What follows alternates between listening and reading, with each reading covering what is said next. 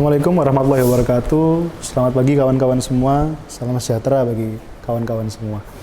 Saat ini kita ketemu lagi di mata kuliah pengantar bisnis dan kita sudah memasuki di modul 11.3 yang membahas tentang penetapan harga produk. Jadi kawan-kawan sekalian, penetapan harga produk itu ada banyak metode yang bisa kita gunakan. Yang pertama itu adalah metode cost based pricing. Itu adalah metode yang paling sederhana, yang paling sering digunakan oleh kebanyakan pengusaha.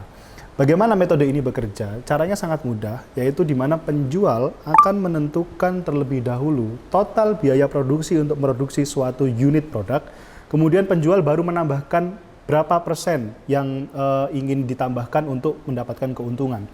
Jadi misalnya ketika kita hendak membuat suatu produk, itu ada biaya di mana kita biaya belanja, biaya perakitan, biaya tenaga sales, dan lain sebagainya. Itu ditotal terlebih dahulu, baru kemudian untuk satu unit produk tadi ditambahkan berapa persentase keuntungan yang diinginkan oleh pengusaha.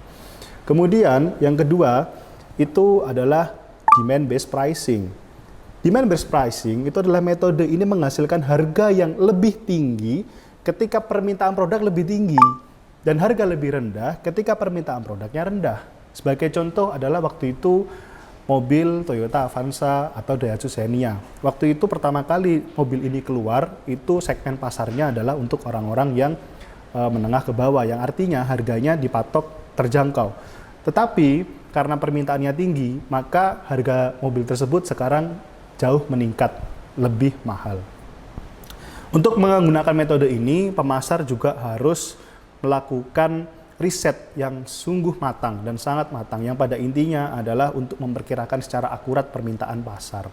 Dan yang terakhir adalah competition based pricing, di mana strategi ini berfokus pada harga yang ditetapkan oleh perusahaan-perusahaan lain dalam industri yang sejenis pada pangsa pasar yang sama.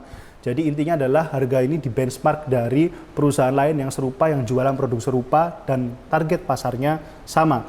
Dan perusahaan di sini dapat memilih harganya di bawah pesaing atau sedikit di atas daripada pesaing atau mungkin sama.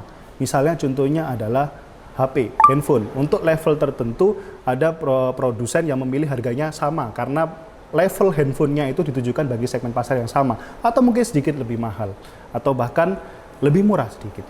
Seperti itu kawan-kawan.